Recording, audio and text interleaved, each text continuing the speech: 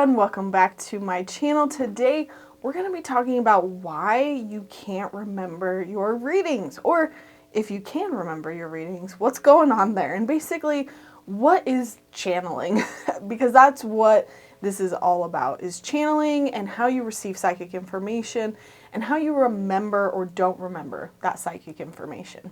So welcome. If you are new here, my name is Lauren. I am a psychic development coach, and through my YouTube channel and my courses, I like to teach people how to develop and strengthen their psychic abilities. And this is a question that I've gotten a few times, of how is it that psychics don't remember their readings? And when you're channeling, why don't you remember your readings? And what is channeling? So we're just kind of doing a quick short video about this today because it's a pretty easy topic and one that I like to chat about for you all. And to really understand this concept of why can you not remember readings, or can you remember them? You really have to understand what is your psychic mind and what is it not. So when you are in the middle of a reading or just receiving psychic information for an extended amount of time, I call that being in your psychic mind, or being in your right brain, is what you'll hear me use a lot. And so there's an analogy that I like to use, and if you really want to hear a lot about it, I have a whole video around it. But this is your left brain and your right brain. Your left brain is your day-to-day active, getting things off of your schedule. You're being very analytical. You're being very present. And this is kind of your thinking, processing, remembering, math. You're using that side of your mind. However, when we are receiving psychic information, we're not really using that same kind of mind. And when I say mind, just know that this is not literal. You're not literally using the right side of your brain. It's very much just, again, an analogy. This is more of the creative, receptive flow. You're receiving, you're letting the psychic information come to you. You're not searching for it. So again, when we are receiving psychic information, we are more in that right brain, that psychic mind. Now, when it comes to readings, you'll often find that psychics will say oh, I don't remember my readings. I don't remember what we talked about. This is very true of people who are true channelers. They won't remember their readings at all. And the reason for this is because remembering is using a very different part of your mind than you are using your psychic mind. So let's talk about just memory and how that works, right? So when we remember things, there's three things that have to happen. If you're studying for a test, or if you are trying to memorize information for whatever reason you got to memorize it. There is first the encoding process. So that is the information getting put inside your brain. And then the next thing that has to happen is storage. So your brain has to store that information.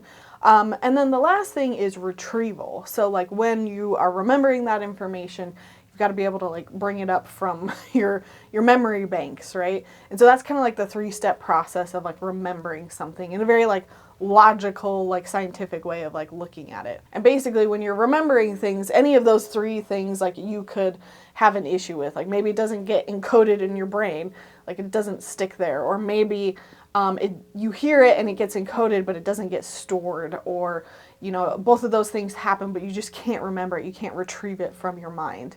And that's just kind of how our memory works. But again, you're using your left brain for this. This is very much that test taking. When I refer to it, it's when you're searching for information, you're trying to remember something. That's your left brain that you're using. So when you are in your psychic mind, we are not doing that at all, right? We are allowing the information to come in and we're just regurgitating it. And an analogy that I kind of came up with for this video is think about it as if there's a fire and the only thing you have is a couple people, some buckets, and a lake. And that's the only way you can put out the fire. And basically you are the person in the middle, and you are grabbing one bucket of water from the person in front of you and passing it along to the next person. That's the best analogy that I could come up with for how psychic information comes in and comes out. You're not holding on to it. You're not sitting there like remembering the bucket or what color it was. You're just like passing it along, and you're just like going back to here and moving it to the next person. So that's kind of how I think about how channeling or like how flow works. It's very much like it comes in, it goes out. You're not really focused too much on trying to like remember it. So that's kind of like how we receive and give information when we are in our psychic mind. Now, a lot of people call this channeling. You'll see it across like videos or advertising of people saying this is a channeled message. This is me channeling something through. And you kind of think of the word channeling. You are the vessel, you are the lake or the river, and the water flows through you. You're not holding on to the information. You are just providing a space for it to get to from A to Z. Now, the way I like to think of channeling I think is a spectrum, and you can be like super channeling or not so much channeling at all. But I do think the point, what I'm trying to get at here, is that there's a gray area in between. Now, what I was taught with channeling is that it's very much like if you were to talk about like being the super utmost 100% channeling, right? We are so removed from ourselves that we are just allowing this information to come in and out, and we don't remember anything. We don't like remember where we're at. Like somebody might have to like tell us what we said. Like it's a very much like people often get that confused with like a spirit taking over your body. But I don't really think that happens. I think what happens is you set aside yourself, your judgment, your bias, your ego so much that the information is just coming in and out to where you aren't filtering yourself or holding yourself back. And so that's why like true channelers, I feel like, are ones that like might often speak like in another voice, or they come out of it and they cannot remember a single thing that they said at all. And so that would be like the most extreme side of channeling. And you can get trained in this. I've looked for training in this. I cannot find one. I used to know a channeler. She was a coach at the Aspen program. And there's another level of truly setting aside your left brain, your ego, yourself to allow that information to come in. Now, where I think most people channel, where I think most people provide readings is not there. I think it's truly like somewhere in between, where, we'll get to the other side of it, which is like not channeling at all, and you're just like analyzing, coaching, whatever. But the middle range, I think, is where most psychics gravitate towards. And that is an area where you're allowing the information to come in, but you're still kind of in control. You are still here. Like when you get a reading with me, you are having a back and forth with me. Like I'm not so completely gone that you can't like talk to me. I am still like present. I'm here. I might laugh to like ease the tension. I might like stop and provide like logical input and be like, this is Lauren's advice here. I am basically in control of what's coming in, and I'm stopping, I'm talking to spirit, I'm directing the reading by asking certain questions instead of like, again, that more extreme channeling, which is like they talk about whatever. I'm kind of more in control because I'm asking the questions, I'm talking to the client, but I'm also talking to spirit. There's kind of like this midway that I think most of us read from, and it's where we're a little bit more present. Our left brain, our ego mind is a little bit more there, so we can remember to direct the reading.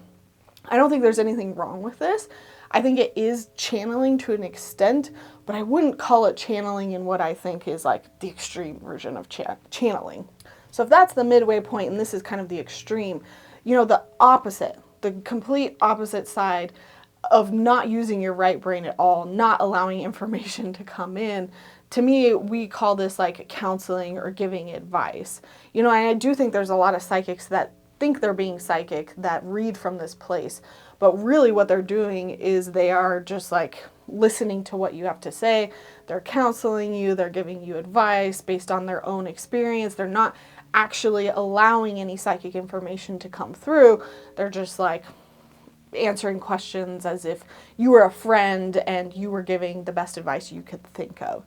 And this is also an area we want to completely stay away from when we're being psychic, because people aren't paying us for our advice. They're paying us to connect and receive intuitive information from somewhere else. And again, if this is something that you struggle with, this is something that I teach in my courses. It's how to get out of that left brain, get more into that right brain. And I'll link all of those down below, of course. So knowing that information, that's kind of like how psychic information comes in and out, and how much you are like there present or not, and what kind of like state of mind you're in. So based on that, is it a bad thing if you remember your readings? In my opinion, no. Like, I definitely remember bits and pieces of my readings. I'm definitely not like a true channeler to where I would forget everything. But again, I know that I'm connected and I know I'm using my psychic mind, because there's a lot of it I don't remember. Because again, I am not storing that information. It's not getting encoded in my brain. So often when you go see a psychic, they might not remember what you talked about last time. And that's because, again, they're just bringing that water in and out, and they're not worried about holding on to it in any sense of the word. And this is also a good indicator to figure out, okay, am I too much in that left brain? Am I holding on to way too much because I remember every single part of my reading? Or am I coming from a place of like, I'm remembering information, I'm trying to think of like good advice that somebody gave me? That might be a good like red flag indicator of, oh, you know what, I need to be leaning more into my psychic mind. Ultimately, we're trying to flow into that middle ground, if not further, so that we can not remember those readings. And it's a good thing not to remember your readings too, because you don't want that bias to come in. If you remember everything you talked about with the client that you had, then you kind of have this preconceived notion, you remember everything. That's another like side note of like why I try not to read people too often. I like to allow that space so that I also forget like everything that we talked about. I mean, it's kind of hard not to remember some things, obviously. So don't beat yourself up if you do remember things. But, if you're having readings like once a month, it can start to get into a territory of like, you're judging the information before it comes through. You kind of have a bias of like, okay, this person is clearly X way, so, I bet the answer is going to be this. And I do talk about that in a different video of like how often you should see a psychic, if that's something you need to kind of like think about or incorporate into your practice. And then obviously there's absolutely nothing wrong with not remembering everything. If you were on that extreme side of channeling, I think there's a purpose there. The purpose there is that you're getting the most unfiltered information from spirit. I think the downside there is like, obviously you need to either record yourself or have somebody witness like what's going on so that you can remember. If you choose to remember, maybe you don't want to. But there is like an unfilteredness there that's good, because then okay, this channel is not like that, like Lauren is not there. I'm not getting her stuff mixed in. The only bad thing about like purely being there is sometimes you can't direct those readings. Like you can't change what spirit wants to talk about because they want to do their own thing, so you could be like, hey, what do you think about this? And then they just don't answer the question. Whereas like, for example, if I were more in that middle state and, I was trying to get spirit to answer a question and they didn't want to, I could switch it up. Again, I'm in control, and I could say, okay, I'm going to go to their guide instead, because this spirit is not answering this question. So let me go to their guide. And that's kind of like a workaround for how to like receive information even when you're not like getting it from somebody else. So there's also downsides to completely knowing how to channel. However, I hope that from this video you kind of understand that channeling is a spectrum, and what comes with it is like a lot of different ways of like how you approach it, what you can and can't control, what you can and can't remember. Everything looks a little bit different. As long as you're kind of staying in that middle range to the more channeled, intuitive, right brain mind, I think you're in a good spot. Again, like my biggest thing is just avoid being so much so in your left brain that the information that's coming through is like not psychic at all. That's where we are not being psychic and not actually like giving the information that is from a divine source. And that's what we want to avoid if we are trying to connect with someone who's divine. Now, again, if you're a counselor, if you're a friend and you're giving advice, that's totally like probably what someone wants and is paying for. But when it comes to psychic ability, always try to stay in that psychic mind. And if you're looking to get more practice on this, I do have a monthly circle where we practice reading each other. So you can join on Patreon for that at any time. Patreon is a monthly subscription that you can cancel at any time. You're supporting me as a creator and you're getting content in return. The things you receive are dependent on the tier that you choose, which you can always upgrade or downgrade from. But basically, you're going to get early access to my videos. You can vote on upcoming content that you want to see. We also have a monthly psychic development Q&A where you can ask me any questions that you have and I respond in a video. We also have a monthly psychic development game night where you can practice reading others live, real time. I also provide a monthly reading night on YouTube where I read all of my Patreon members. And you also get a monthly reading of the upcoming energy of that month, as well as exclusive group chats where you can interact with other members. Your name might also appear in the credits of my videos. You can join Patreon anytime using the link in the description. And please let me know if you have any questions about this video. Give it a big thumbs up if it was helpful to you in any way, and I will see you in my next one. Alrighty, bye.